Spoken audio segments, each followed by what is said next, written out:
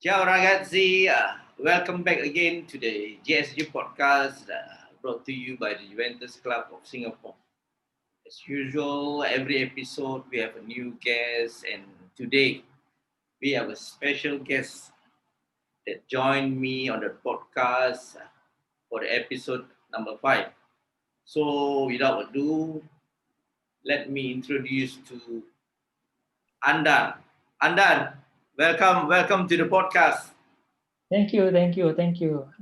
I'm happy. I'm honored to be here. Yeah, thank you for having me. So Andan, as usual, maybe it's a tradition for the podcast for new guests. Briefly, you can what to say, share with the viewers how everything is started with you in UV.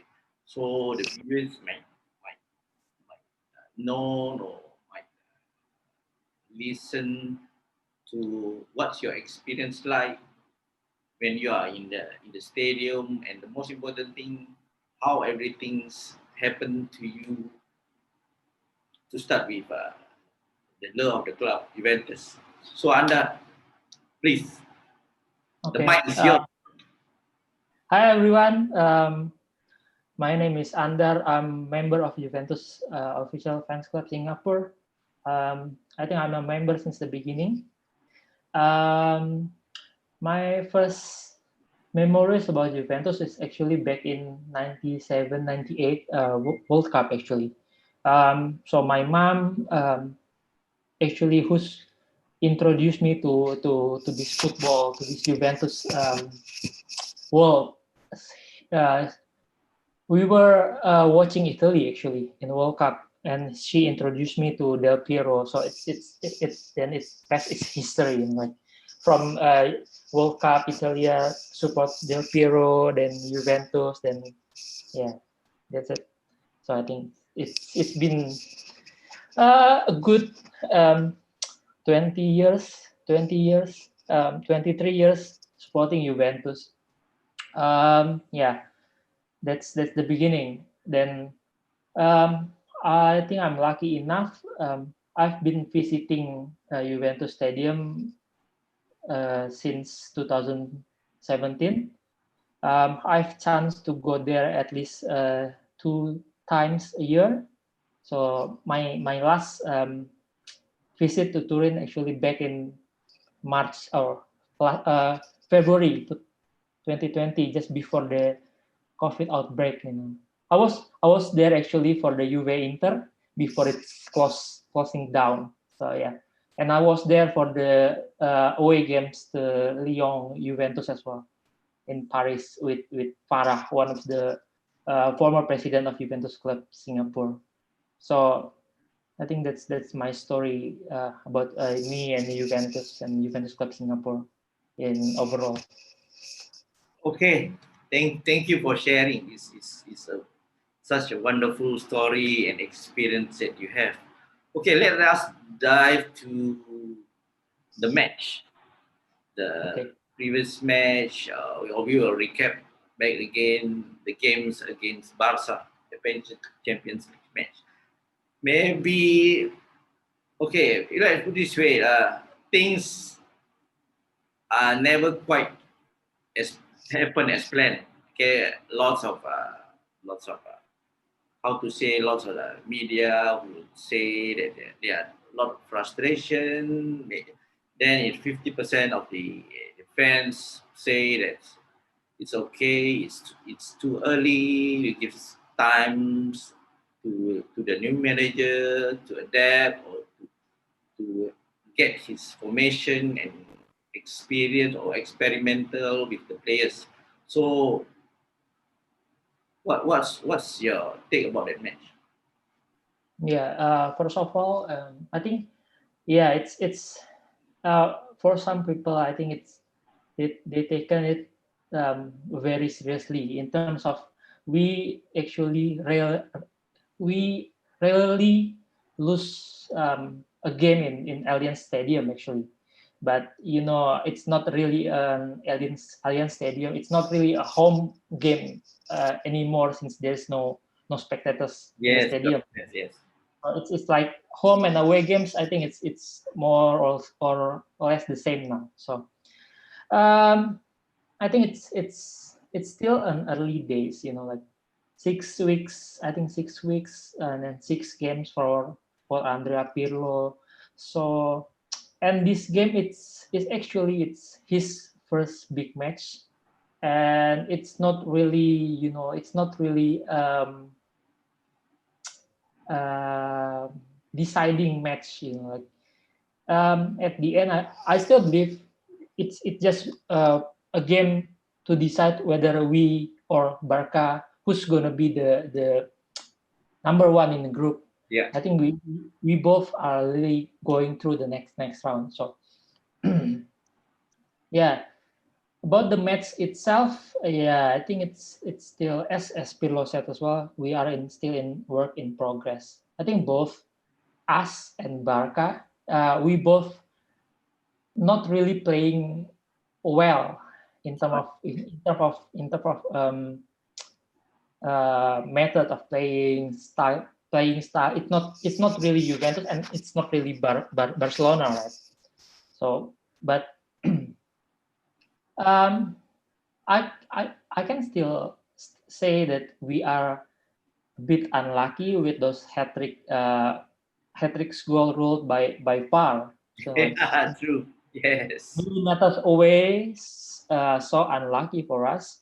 And if we go through the goals as well, like the Messi goal, it's not a penalty actually. If we really see the recap of the match, it's still outside the box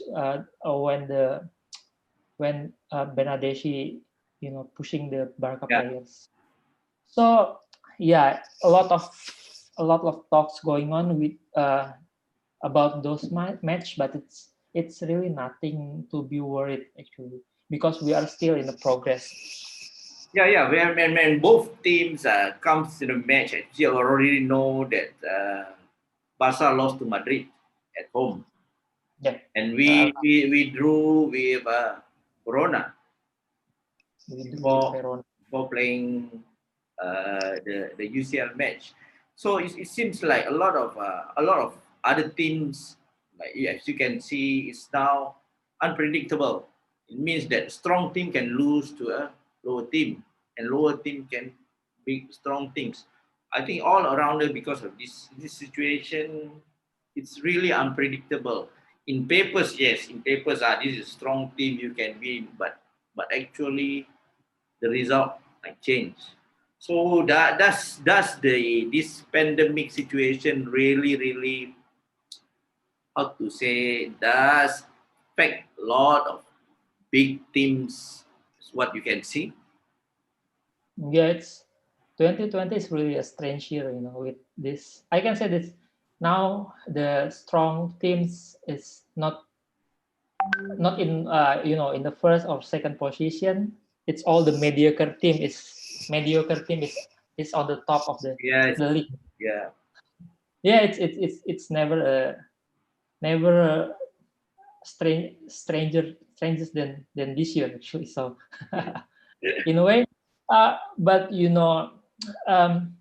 since the beginning we already know when we choose Pirlo as a coach, it come with consequences. um, we have no precision. We are selling many players. We are buying many young, inexperienced players. Even when we play Barca, yeah, Juventus Barca, I think it's a debut Champions League game for many, for Kulusevski, for Chiesa. It's a debut games, like. But on the other hand, I think Pirlo also a bit arrogant. I can say arrogant because let's say we talk about Juventus Verona. I don't think it's. I know he can trust like Portanova as a striker at that time, but I don't think it's a right decision to start from the beginning. So it's a bit arrogant for me. So I think yeah, it's when we choose Pirlo with his characteristic, with his with his intelligence, yeah, with his genius mind, it's come with the consequences. And now we are facing that consequences, and so does the management. So just like Andrea Nelly said, we have to be patient because we are in the progress of rejuvenating not only on pitch but off the pitch as well. So it's like you can see, we already played how many games until now. 5 game Serie A, 4 game actually. Then for the first game, yes, we managed to get the 3 points, but against Crotone and Verona, we should at least have that full 6 points. But we failed. When the teams of that, we should take this opportunity to get as many points as possible because we start with a how to say a easy team. Okay, Yeah, then after that we have to face a lot of tougher teams. Don't you see that 2 games against Crotone and Verona does take a setback that we should really get at 6 points. yeah. My take on this was, they're saying that don't change the winning team, right? But the two pivot we have on the Juventus Sampdoria, the Rabiot and Yeah, McKennie was playing very well. But then we don't have chance to play them again in the next games because we are losing Rabiot on Juventus Roma. We don't play Juventus Napoli. Then after that, after Rabiot can come back to the pitch after suspension, then McKennie is contracting with the COVID-19. So I think the problem is in this both pivot. It's not it's. I think Pirlo still cannot find the best two. okay. I really believe in Rabiot and McKennie was playing really good in the first game, right? But it's never happens due to suspension, due to COVID. So maybe tomorrow against Spezia, they both can play again from the beginning and give So us the like point. it seems you would like to see Rabio and McKennie to play together.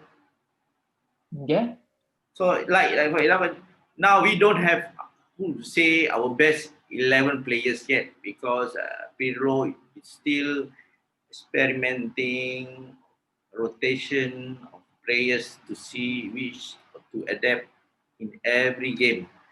But don't you think that we should say stop experimenting and get the valuable points that we need to get, or let it experimenting again for when we're in the first how to say first statement they will say that wait till the 10th games, then you will see something different might happen, or maybe that's the supporters can wait.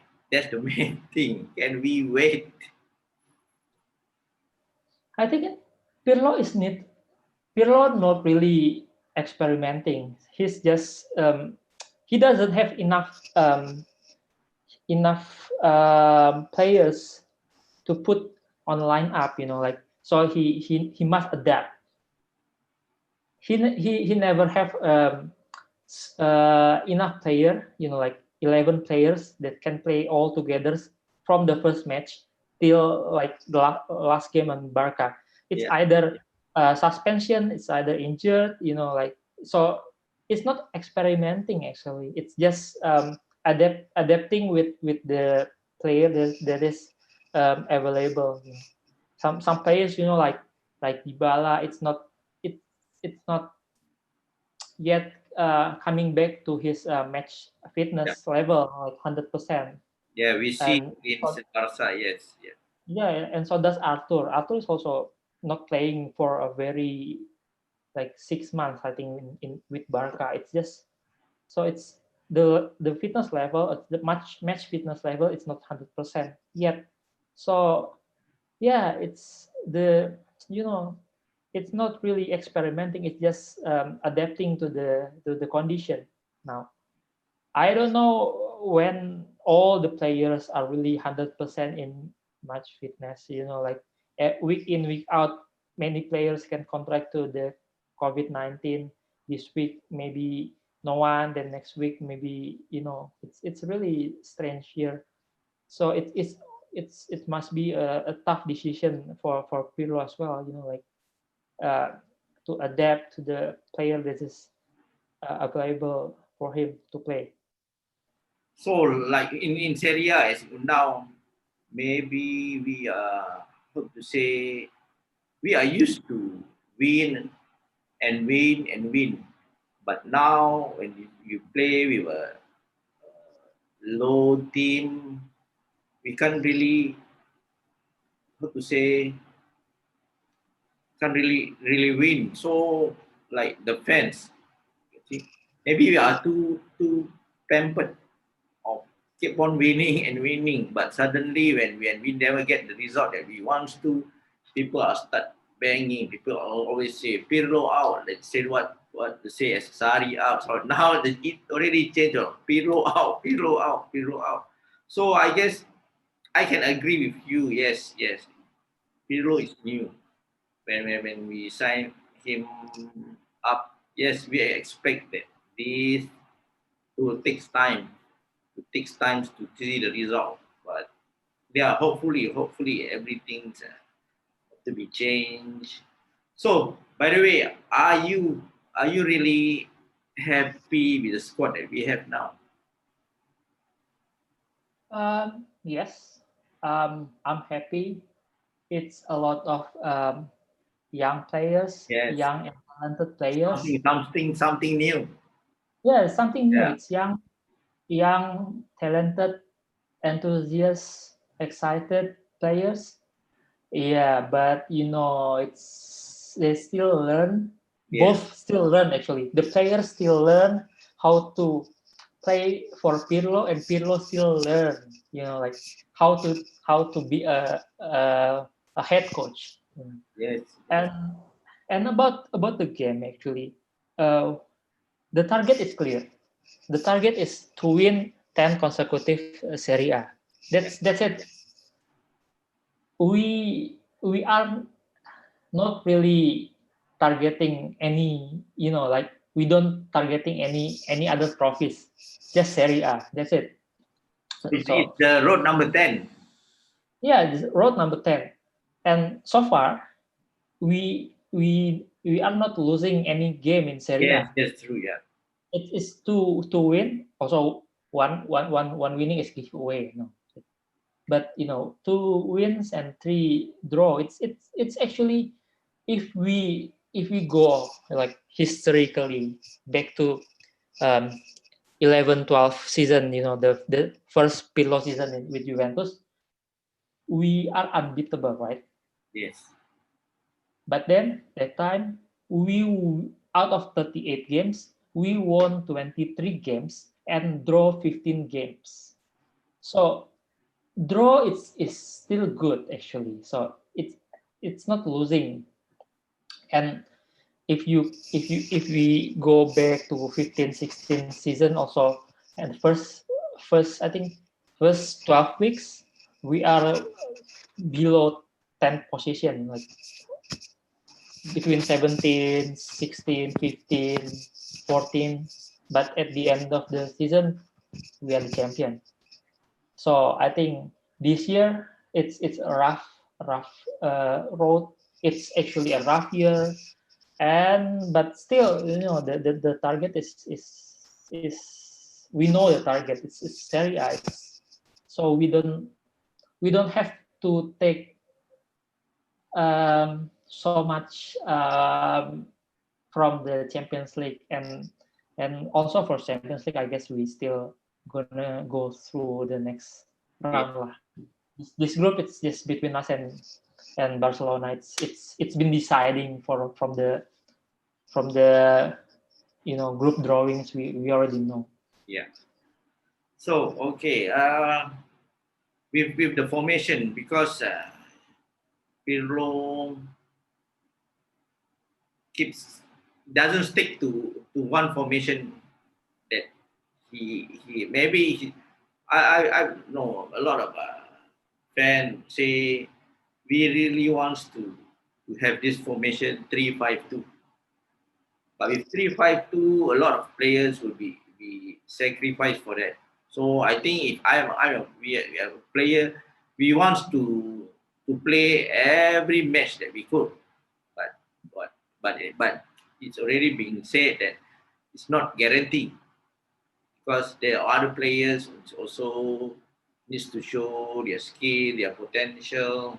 So what is the best formation you see that can adapt to the squad right now? Um, on the defense, actually, it's 3 and 4 doesn't make any difference because it's always between 3 and 4, right? Now it's 3 on the attacking and 4 on defensive, and we don't have really much. We don't have many players that can play on the left as well. Yeah, So now we put Danilo. When we defense, we put Danilo on the left and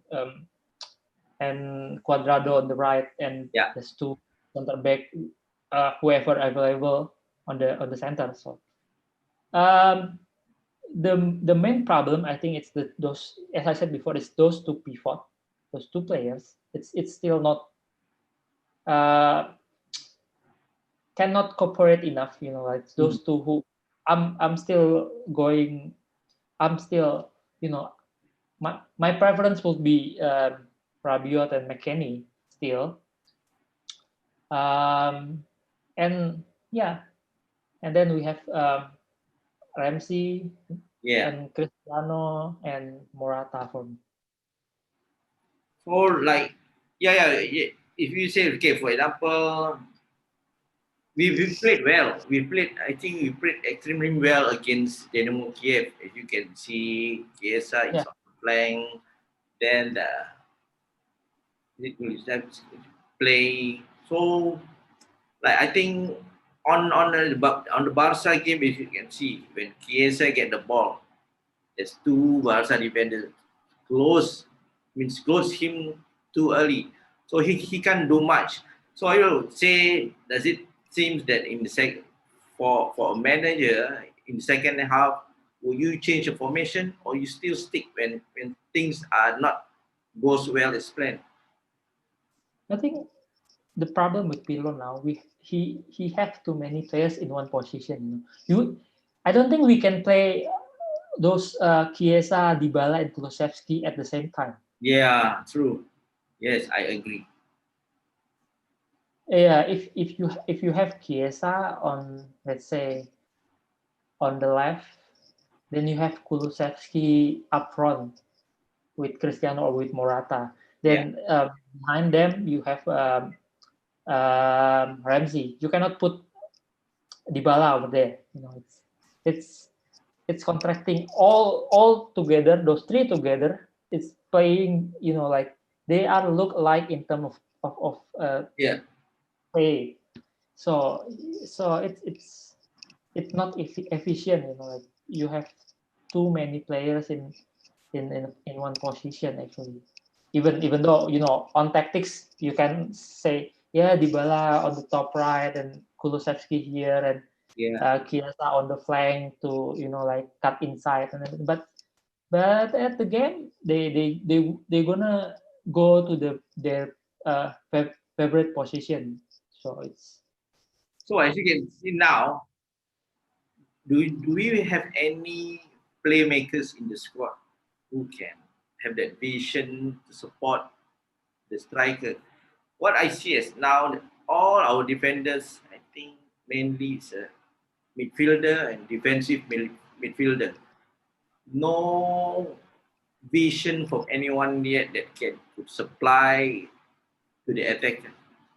Do we really a playmaker to be additional to the squad? uh,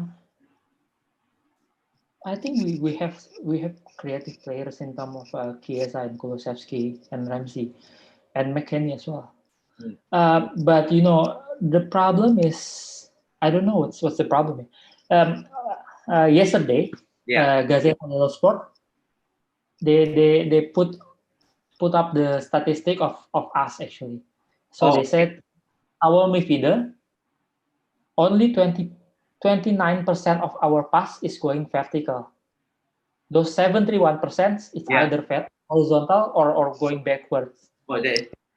Yes, yes, So yes. True. that's the problem. It's not about the playmaker. It's about the Confidence to attack. confidence to attack. Like that's what I miss from our first game. I remember McKennie really play. Like Yes, yeah. he tried to shoot from like out of the box. It's not there since that match. It's not there. So we are so it's mentally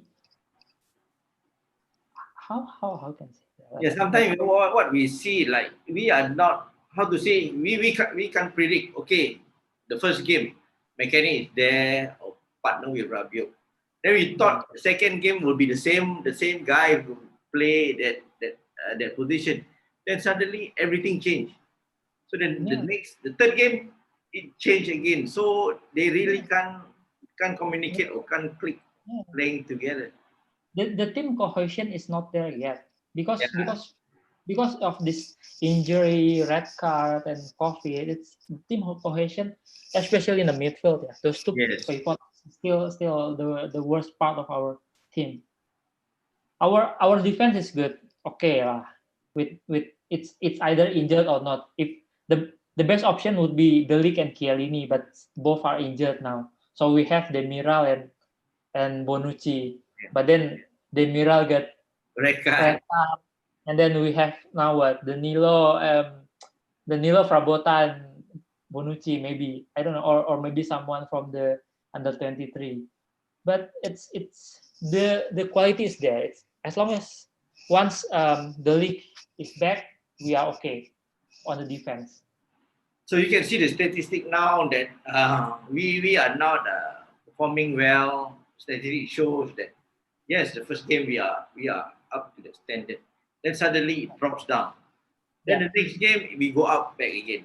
But after that yeah, we drops down. We don't have that really the same performance that yeah, shows what we can do. yeah, So I think it should be improved match after match. We can't afford to go down back because a lot of teams now, as you already know, is from the early days.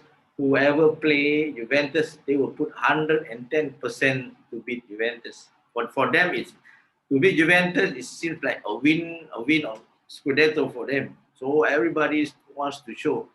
So we should be how to say, improve games after games and really get the point that we needed. We can't, how to say, slacking or not performing. That is really, how to say, setback. So every manager wants to win. Of course, Bill also wants to win, but maybe the mentality, the confidence from the boys, it's not there yet. So hopefully, yeah, things great happens to us. You should start early. We can lay back and saying that we have to accept this and that. A lot of supporters feel the frustration, the angriness. So hopefully, how do you see the upcoming match against Spezia? Are we really going to win, or is it the same mentality or same scores against Verona or Crotone? What's your take about that? um, along the way there will be hiccups, like Yes. because I think um, problem is with Pirlo for me. For me, the whole problem is with Pirlo. He's still nervous. games to games, he is now more, like more. We can hear his voice now. Yeah, Compared to the very first games, he's now more talkative, more instructive on the field. So um, the more confidence he get, the better result we're gonna get. So, but for me, the games and when we lose against Barcelona, somehow it's good for the team. But once we lose, we will have this mentality to to come back really yeah. to be on top again. Like if we play draw, so yeah, last time we play draw, next time we play draw, okay lah. But once you get defeated, I think the next game will be like push you to the limit. So I think we're gonna win big. I believe we're gonna win like 3-0. And, and plus it's a happy day as well because Juventus gonna turn 123 on the Yes. November 1st. So it's good. It's a good day to come back to win and celebrate this 123 years old Juventus. Okay, as you can see in the fixture, our next will be against Spezia. Then Yeah, Champions League against Varos. Karen Then the Varos. big Yeah. match will be Lazio. So I would guess that we have how to say a easy match for the next 2 weeks. I would say easy match, and the supporters hope that we can get opportunity to grab all 3 points in the game before the in December. That is where the real test is. Okay, so what's your what's your prediction? I would say what's your prediction against Spezia for you? It's gonna be a good game. We're gonna play well. We're gonna win 3-0. But we still stay with the formation of 3-5-2. Yes, we have to stay. Yeah, it's always between three and four defense. It's hybrid. I still believe on those formation because we don't we don't have enough players at the back to play really for and it's against Spezia as well as Yeah. you can I think it's okay to put Cuadrado and Chiesa on the both flanks and like full on attack to play against Spezia. You have to have that mentality that we are attacking full on. So will you be surprised that Frabota will be playing in this match? I don't think so. It's gonna be Chiesa. I think. So Kesa will be supporting Ronaldo on the left. Yeah, I Yeah, think that will be exciting to see how both yeah. of them can play together.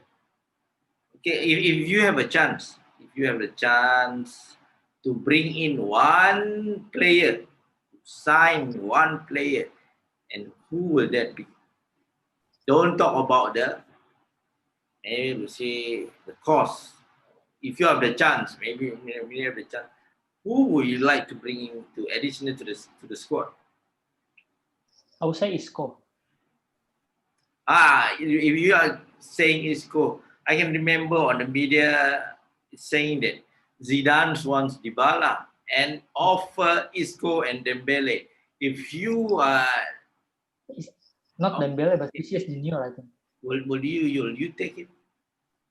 Yeah, I will take like direct swap between Isco and Dybala, like both like going one to the other. It's a good deal for me. Isco for Dybala.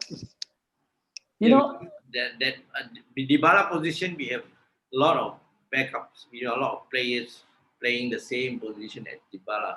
So take Isco in. I think it will be a great additional to the squad. yeah.